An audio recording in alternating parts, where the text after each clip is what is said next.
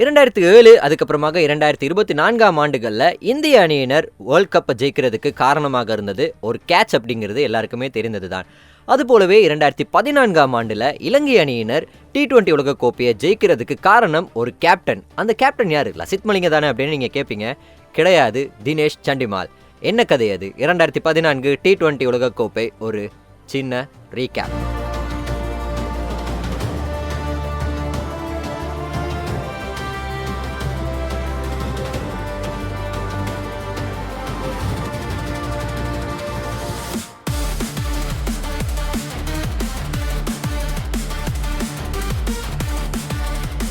இரண்டாயிரத்து 2007 அதுக்கப்புறமாக 2011 அப்படின்ட்டு அடுத்தடுத்த ஆண்டுகளில் உலகக்கோப்பை ஃபைனல்ஸில் இலங்கை அணியினரை நீங்கள் பார்த்துருப்பீங்க.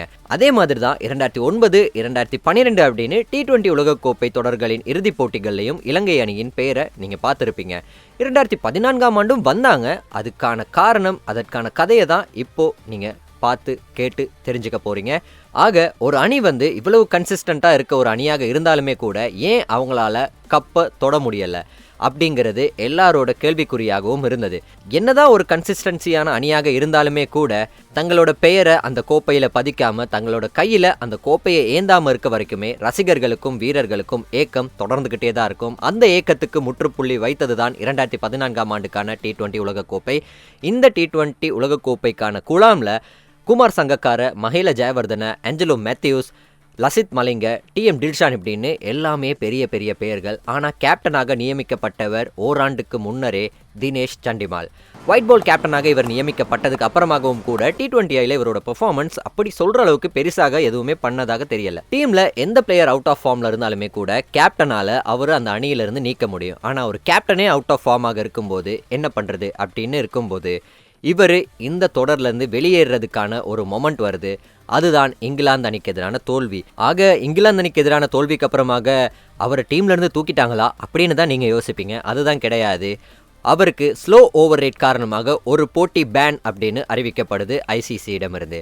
இதனால் அடுத்த போட்டியான நியூசிலாந்து அணிக்கு எதிரான டூ ஆர் டை போட்டியில் தினேஷ் சண்டிமால் பங்கேற்க முடியாமல் போகுது. அணித்தலைவராக லசித் மலிங்க நியமிக்கப்படுறாரு. 119 ஓட்டங்கள் மட்டுமே இந்த போட்டியில் இலங்கை அணியினர் எடுத்துக்கிறாங்க. ஆனாலும் கூட 60 ஓட்டங்களுக்குள்ள நியூசிலாந்து அணியினரை சுருட்டி 59 ஓட்டங்கள் வித்தியாசத்தில் ஜெயிச்சு செமிஃபைனல்ஸுக்கு முன்னேறாங்க. செமிஃபைனல்ஸ் போனால் 2012 ஃபைனல்ஸில் நம்மளை தோக்கடிச்ச மேற்கிந்திய தீவுகள் காத்துட்டு இருக்காங்க.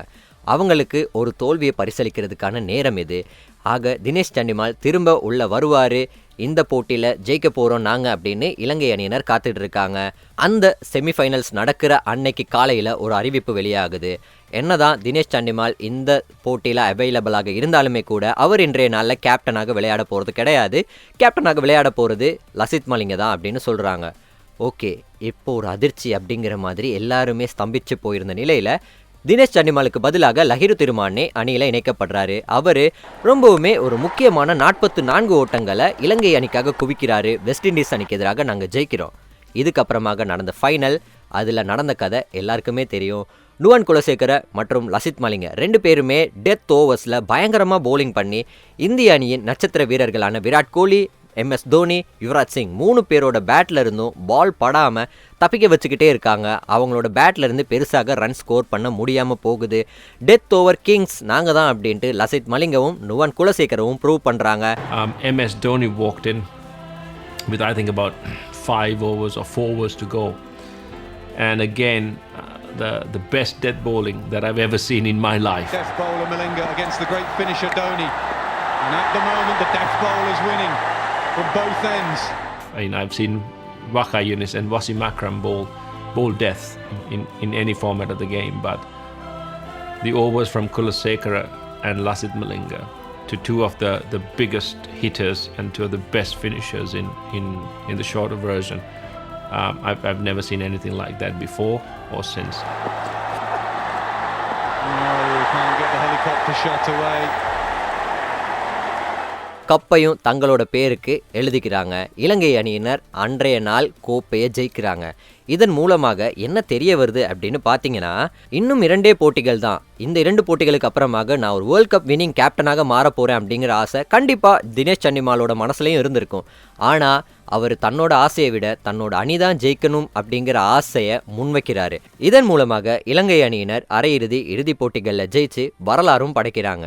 ஆக தன்னோட அணிக்கு ஒரு பிரச்சனை அப்படின்னு போயிட்டு முன்னிக்கிறதும் கேப்டனாக தான் இருக்கணும். தான் தான் அந்த பிரச்சனை அப்படிங்கிறத உணரும் போது அந்த கேப்டனே தள்ளி நிற்கணும் அப்படின்ட்டு ஒரு படிப்பினை நம்ம எல்லாருக்கும் கொடுத்து இலங்கை அணி ரசிகர்களோட மனசுல சந்தோஷத்தை விதைச்சவர் தான் இந்த தினேஷ் சண்டிமால். இதே மாதிரியான ஒரு கதை இப்போ சமீபத்தில் நடந்தது உங்க எல்லாருக்குமே ஞாபகம் இருக்கும். சரித் அசலங்கவிடம் இருந்த கேப்டன்சி பொறுப்பை T20ஐக்கான கேப்டன்சி பொறுப்பை இப்போ தசுன் ஷானக்கவிடம் கொடுத்துருக்காங்க. அவர் எப்படி இலங்கை அணியின் மறுமலர்ச்சி காலகட்டத்தில் உதவி செய்து ஒரு ஏசியா கப்பை நம்ம எல்லாருக்காகவும் ஜெயிச்சு கொடுத்தாரோ அதே மாதிரி இந்த T20 உலகக்கோப்பையும் ஜெயித்து கொடுப்பாரா? 12 ஆண்டுகளுக்கு அப்புறமாக அதே மாதிரியான ஒரு கேப்டன்சி மாற்றம் இலங்கை அணியின் பொற்காலத்தை மீண்டும் கொண்டு வந்து தருமா? நாளைய நாள் இலங்கை அணியின் ஸ்குவாட் அனலைசேஷன் உங்களுக்காக.